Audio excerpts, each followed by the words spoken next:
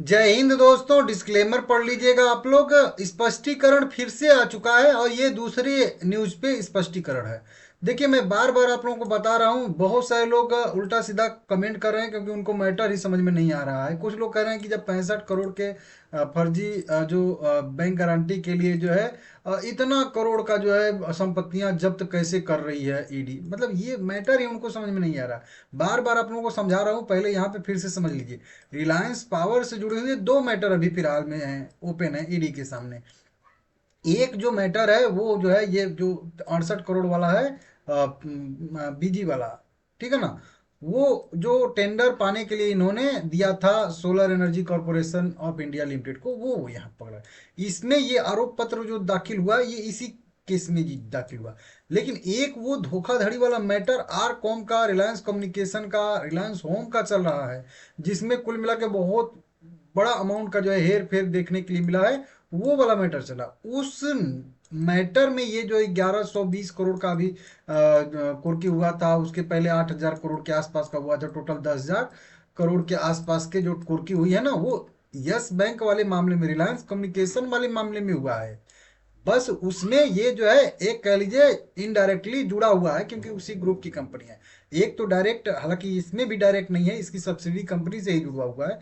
मतलब दोनों में डायरेक्ट नहीं है, दोनों में जुड़ा हुआ ही है, ठीक है ना। हालांकि ये जो 68 करोड़ वाला मामला है, इसमें डायरेक्ट इसकी सब्सिडी कंपनी है, और इसमें क्या है कि ये उसी ग्रुप का हिस्सा है, तो उसके वजह से जुड़ा हुआ है, समझ रहे हो। इसकी भी संपत्तियां यहाँ पे जब्त हो रही है। ये दोनों केस आपको अलग अलग नोट करके चलना पड़ेगा। अब देखिए, शुरू से शुरू करता हूँ। 1120 करोड़ का जो कल जब्ती हुआ था, ये वाला न्यूज जो आई थी, ठीक है ना, वो यस बैंक मामले में आई थी। देखिए यहाँ पे लिखा है ना, रिलायंस होम फाइनेंस मामले में, समझ रहे हो, वही वाला मामला है, तो उसमें हुआ है। और उसमें बहुत अभी है क्योंकि कंपनी के ऊपर जो दिवालिया दोनों कंपनियां हुई थी, उनके ऊपर बहुत सारा बकाया है। लगभग 40,185 करोड़ रुपए तक का बकाया यहाँ पे देखने के लिए मिल रहा है, रिलायंस समूह के कुछ आर कॉम पे और उसकी समूह कंपनियों पे 2010 से लेके 12 के बीच में विदेशी ऋणदाताओं से ऋण प्राप्त किए थे, समझ रहे हो, वो मैटर है।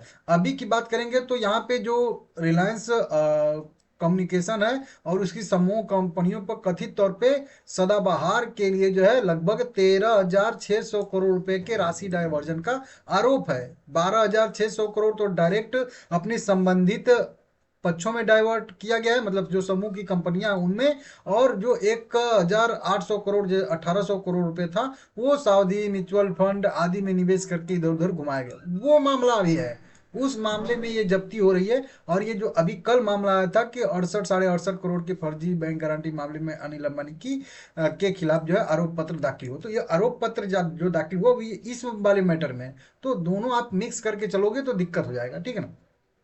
भारतीय सौर ऊर्जा निगम लिमिटेड, SECI को दिया था उस समय, अपडेट आया था 3 साल के लिए इनको बैन किया गया था। इसीलिए मैं थोड़ा सा पीछे से भी बता देता हूँ कि आपको याद पड़ जाए कि हाँ ये वाला मैटर है, ठीक है ना। इसमें कई सारे इन्होंने आरोप पत्र दाखिल किए थे, कई सारे लोगों का इसमें जो है नाम निकल के सामने आया था, जो कल वाली वीडियो में मैं बताया था, ठीक है ना, वो देख लीजिएगा। अब उसमें आया है स्पष्टीकरण, ठीक है ना। अब स्पष्टीकरण में क्या कंपनी लिखा है, वही चीज लिखा है जो पहले कंपनी कहती आई है, उसी चीज को लिखा है, लेकिन इस बार थोड़ा सा कह लीजिए ठीक है, स्पष्टीकरण इनका बढ़िया है। क्योंकि अभी जो कंपनी पॉइंट रख रही है, हालांकि पॉइंट क्या रख रही है, मतलब वही जो समझा रही है, बता रही है कि इस तरीके से देखिए। ईडी की 6 दिसंबर की प्रेस रिलीज से पता चलता है कि SECI बैंक गारंटी से जुड़े मामले में रिलायंस पावर, उसकी सब्सिडी कंपनियों रिलायंस NUBESS, क्योंकि इसी ने वो दिया था, रिलायंस NUBESS ने, ठीक है ना, रोजा पावर, मनोज भैया साहेब पोंगड़े करके हैं, और अलावा दूसरी थर्ड पार्टी के खिलाफ जो है सप्लीमेंट प्रोसिक्यूशन जो है कंप्लेंट फाइल की गई है, वहीं वहीं के लिए आरोप पत्र जो है दाखिल किए गए। इसमें सबका नाम यहाँ पे है, जिसमें रिलायंस पावर का भी नाम है, इसकी सब्सिडी कंपनियों का भी नाम है। अब कंपनी कह रही है कि 7 नवंबर 2024 को और 14 नवंबर 2024 को, जो कि मैं वीडियो बनाया भी था उस समय भी, कि पहले खुलासे के जरिए हमने बताया था कि कंपनी, मतलब रिलायंस NUBES लिमिटेड ने ऊपर दिए गए मामले में उन थर्ड पार्टीज के खिलाफ उन्होंने उक्त बैंक गारंटी का इंतजाम किया था। मतलब जब रिलायंस NUBES ने जिस थर्ड पार्टी से वो बीजी बनवाई थी, उन पे इन्होंने आरोप लगाया था, रिलायंस NUBE बेस ने, कह लीजिए, ठीक है ना।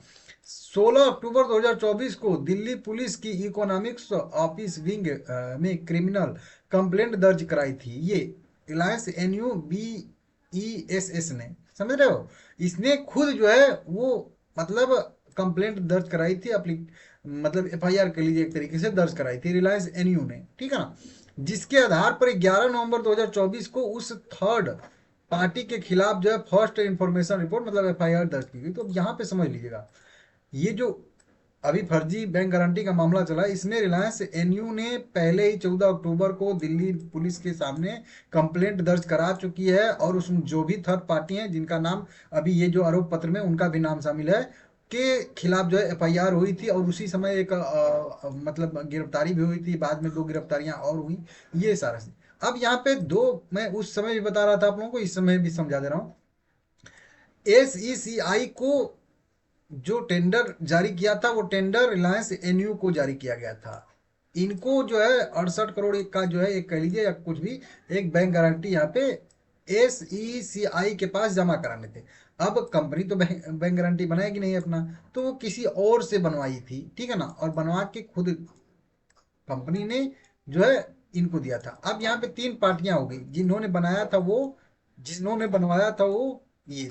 अब जिन्होंने बनवाया था अगर उन्होंने जानबूझ के ये गलत काम किया था तो वो दोषी है, लेकिन जिससे बनवाया था अगर उसने गलत बना के दिया है और अनजाने में कंपनी ने वो जो है यहाँ पे जमा करा दिया तो ये दोषी है। मतलब 2 पार्टी में से या तो ये दोषी है या तो ये दोषी है, या फिर हो सकता है दोनों की मिली भगत है तो दोनों दोषी हैं। मतलब 2 थर्ड पार्टी बैंक जो है उन्होंने बनाया है वो, या फिर कह लीजिए कंपनी। तो अब देखना वही होगा जो कंपनी कह रही है कि यह मामला अब जो है अदालत में फाइल हो ही गया है आरोप पत्र, तो वहाँ पे चलेगा, कार्रवाई होगी। जुडिशरी जांच नहीं हुई है और कंपनी को किसी भी गलत काम का दोषी नहीं ठहराया गया, ठीक है। सुप्रीम कोर्ट के बनाए कानून के मुताबिक कंपनी जो है को अपना पक्ष रखने के लिए जो है फैक्ट रखने के लिए मौका मिलेगा ही मिलेगा। उसमें कंपनी अपने साइड से जो भी सबूत कह लीजिए या जो भी कह लीजिए पॉइंट है वो अपना उठाएगी, बताएगी, और फिर फाइनल जो है जजमेंट आएगा उस पे, मतलब उससे पता चलेगा। फिलहाल में कंपनी के मतलब कारोबार पे या कोई किसी भी तरीके का कोई भी असर यहाँ पे नहीं पड़ा है। अब इसी मैटर में मैं आप लोगों को बता दूं, एक बार इनके जो कुछ एक फाइनेंशियल सीएफओ थे या कुछ थे, अभी 3-4 महीने 2-3 महीने पहले उनकी भी गिरफ्तारी हुई थी, वो इस केस में हुई थी, वो अलग केस चल रहा है, ठीक है ना, यस बैंक वाला, रिलायंस कम्युनिकेशन वाला। तो ये यहाँ पे चल रहा है। अब इसमें देखना होगा क्या, अगर देखिए कंपनी अगर यहाँ पे ठीक है तो इसमें तो मेरे हिसाब से राहत मिल सकती है। ये वो बहुत बड़ा कोई वैसे खास मैटर नहीं है, मैटर बड़ा भी यह भी है, लेकिन इसमें राहत की संभावना थोड़ी सी दिख रही है कंपनी को। लेकिन ये जो मैटर है ना इसमें तो कहीं ना कहीं से रिलायंस पावर भी जुड़ेगी ही जुड़ेगी। तो ये वाला मैटर थोड़ा सा, क्योंकि ये बड़ा मैटर भी है, ठीक है ना, रिलायंस कम्युनिकेशन वाला, तो ये थोड़ा सा दिक्कत वाला है। बाकी इसमें देखते हैं, अब जांच चलेगी, अब कार्रवाई शुरू होगी सुप्रीम कोर्ट में, क्या फैसला आएगा, किसको किसको दोषी ठहराया जाएगा, क्योंकि लगभग लगभग 11 लोगों का यहाँ पे नाम दिया गया है, ठीक है ना, 11 लोगों का। अब 11 लोगों में सभी 11 लोग दोषी हैं या उसमें से कुछ दोषी हैं कुछ नहीं दोषी हैं, जो लोग जैसा अपना फैक्ट जो है देंगे उसके हिसाब से वहां पे होगा काम, ठीक है ना। तो ये देखने वाली बात है, देख लीजिएगा आप लोग। बाकी ठीक है, रिलायंस पावर सपोर्ट पे ही ट्रेड कर रहा है 38 रुपए के अपने, अभी तो इसमें निगेटिव ही व्यू बना हुआ है। हालांकि सपोर्ट पे है तो वहां से एक पुल बैक अगर आना चाहे तो 45 से लेकर 47 तक आ सकता है, लेकिन भाई दिक्कत इसमें तो रहेगा ही रहेगा, वो तो मैं पहले से ही बता रहा हूँ, ठीक है ना।